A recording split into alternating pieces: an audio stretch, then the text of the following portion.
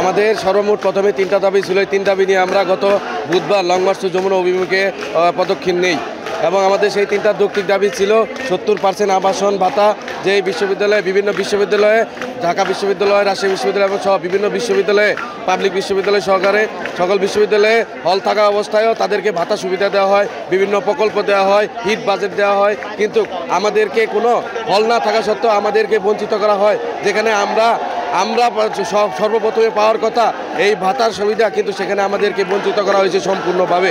এই সম্পূর্ণ বাজেট ভাতা, বাজেট 70% আবাসন ভাতা এবং আমাদের জগন্নাথ বিশ্ববিদ্যালয়ে 20,000 শিক্ষার্থীদের জন্য যেই নামমাত্র বাজেট দেওয়া হয় সেটা আসলে জগন্নাথ বিশ্ববিদ্যালয়ের শিক্ষার্থীদের জন্য কিছুই না।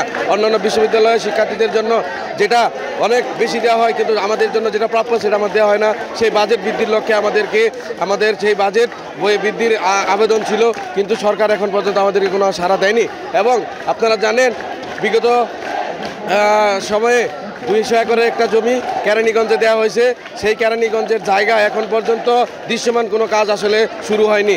সেই জায়গা থেকে জগন্নাথ বিশ্ববিদ্যালয়ের শিক্ষার্থীরা প্রশাসনের প্রতি অনাস্থা সৃষ্টি হয়েছে যে তারা আদৌ আমাদেরকে কোনো প্রতিজ্ঞা বা সিদ্ধান্ত দিয়ে আমাদের পক্ষে কোনো কাজ করবে কিনা, সেই কাজের জায়গা থেকে তারা আমাদেরকে আশ্বস্ত করতে পারে নাই। সেই কারণে আজকে আমরা যমুনা অভিমুখী অবস্থান কর্মসূচি নিয়ে বাধ্য হয়েছি আমাদের সর্বশেষ ধাপ হিসেবে। এখন আমি সারা বাংলাদেশের শিক্ষক এবং শিক্ষার্থী যারা বিশ্ববিদ্যালয়ে পড়েন বা স্কুল কলেজে পড়েন, জগন্নাথ বিশ্ববিদ্যালয়ের এই দাবির বিষয়ে আপনাদেরকে একাত্মতা পোষণ করার জন্য এবং জুলাই বিপ্লবের সহযোদ্ধা পাবলিকিয়ান বিশ্ববিদ্যালয়, জগন্নাথ বিশ্ববিদ্যালয়ের একজন সহযোদ্ধা ইউনিভার্সিটি হিসেবে আপনারা সকল বিশ্ববিদ্যালয় এক হয়ে এবং মানববন্ধন করেন বা অনলাইনে প্রচারণার মাধ্যমে আমাদের এই যৌক্তিক দাবির পিছনে আপনারা সকলে একাত্মতা পোষণ করবেন, এই আশা রাখছি জগন্নাথ বিশ্ববিদ্যালয়ের একজন শিক্ষার্থী হিসেবে।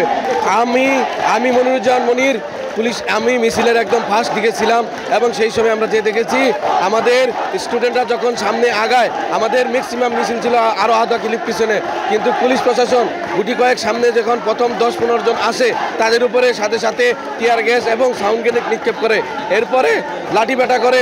সেই সাথে আমাদের সামনে কয়েকজন শিক্ষক ছিল, আমাদের সেই সম্মানিত শিক্ষকদেরকেও তারা ছাড়েনি, শিক্ষকদেরকেও আহত করেছে লাঠিপেটার মাধ্যমে।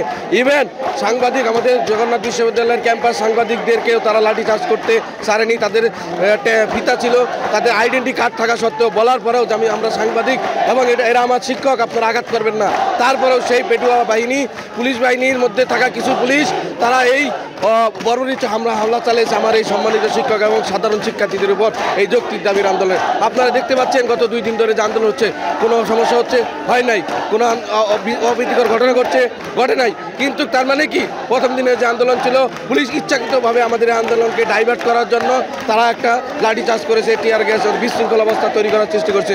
জগন্নাথ বিশ্ববিদ্যালয় শান্তিপূর্ণ আন্দোলন করে, জগন্নাথ বিশ্ববিদ্যালয় শান্তিপূর্ণ আন্দোলনের মাধ্যমে বাংলাদেশের সকল আন্দোলনে সকল কিছুতে অগ্রণী ভূমিকা রাখে। কিন্তু যদি জগন্নাথ বিশ্ববিদ্যালয়কে যদি চোখ রাঙানো হয়, জগন্নাথ বিশ্ববিদ্যালয়ের শিক্ষার্থীদেরকে যদি ন্যায্য দাবি না দেওয়া হয়, তাহলে জগন্নাথ বিশ্ববিদ্যালয়ের শিক্ষার্থীরা জানে সারা বাংলাদেশ থেকে সকল শিক্ষার্থীদেরকে এক করে কিভাবে তাদের দাবি আদায় করে নিতে হয়।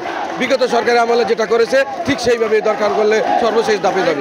জানতে চাই, শিক্ষকেরা আপনাদের যৌক্তিক দাবিতে সম্মতি জানিয়ে অবস্থান করছে, সেই বিষয়টিতে আপনারা কতটুকু অনুপ্রেরণা পেয়েছেন? আমাদের শিক্ষকরা হচ্ছে আমাদের সর্বোচ্চ অনুপ্রেরণার জায়গা। এই শিক্ষকদের কারণেই বা শিক্ষক যেখানে আছে সেখানে আসলে পিছু ওঠার কোনো সুযোগ নেই। শিক্ষার্থীরা আছে এবং বিশেষ করে আমরা বলতে চাই আমাদের সাবেক ভাইরা যেভাবে আমাদেরকে সাপোর্ট দিচ্ছে, যারা বিদেশে আছে আর্থিক খাবারের মাধ্যমে, আর্থিক সহায়তার মাধ্যমে খাবার প্রদান করছে, পানি নিচ্ছে, কেউ খাবার সরাসরি নিয়ে যাচ্ছে। সাবেক ভাইরা বিদেশ থেকে এবং দেশের মধ্যে থেকে যারা সর্বোচ্চ সহযোগিতা করতেছে, আমরা তাদের প্রতি কৃতজ্ঞ। এবং অনেক সাবেক জবিয়ান আপনারা জানেন 10টা থেকে ইতিমধ্যে এখানে উপস্থিত হয়েছে। সেই সাবেক জবিয়ান ভাইদের প্রতি জগন্নাথ বিশ্ববিদ্যালয়ের রানিং শিক্ষার্থী হিসেবে আমরা শ্রদ্ধা করে আপনাদের এই অবদানকে আমরা অম্লান রাখতে চাই। আমরা চাই জগন্নাথ বিশ্ববিদ্যালয়ের সাবেক যত শিক্ষার্থী আছেন সে বিভিন্ন উচ্চ মহলে আপনারা আপনাদের জায়গা থেকে সর্বোচ্চ প্রতিবাদ জানান এবং আমাদের এই প্রতিবাদ স্পটে উপস্থিত হন। যারা আসতে পারেন অবশ্যই আমাদের এই স্পটে এসে আমাদের আন্দোলনের প্রতি একাত্মতা পোষণ করে আমাদের এই আন্দোলনে অবস্থান নেবেন। একটা লাস্ট প্রশ্ন, অন্তর্বর্তী সরকারকে কি বলতে চান আপনি সর্বশেষ? অন্তর্বর্তীকালীন সরকার আমাদের রক্তের উপরে দাঁড়ানো সরকার, আমাদের জুলাই বিপ্লবে দাঁড়িয়ে সরকার। আপনারা জানেন এই জুলাই বিপ্লবে আমার বিশ্ববিদ্যালয়ের শিক্ষার্থীরা যারা বুলেট খেয়েছে, শহীদ সাজিদ শহীদ হয়েছে, যেটা অন্য পাশের বিশ্ববিদ্যালয়ে কোনো শহীদ নেই, কিন্তু আমার বিশ্ববিদ্যালয়ে সাজিদ শহীদ হয়েছে।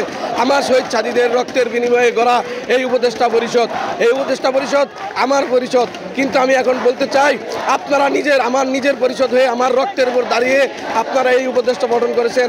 আমরা সাপোর্ট করি, বাংলাদেশ প্রজন্ম সাপোর্ট করে, কিন্তু আপনাদের কাছে আমরা যে যৌক্তিক দাবি দিয়েছি, যৌক্তিক দাবিতে যদি আপনারা কালক্ষেপণ করেন, তাহলে এর ফলাফল সাধারণ জনতা, বাংলাদেশের আপাময় জনতা এভাবে বিগত কয়েকদিনে যেভাবে প্রতিবাদ জানাচ্ছে, এই প্রতিবাদের ভাষা হয়তো বা আরও কঠিন হবে, যত লেন্দি হবে বিষয়টি।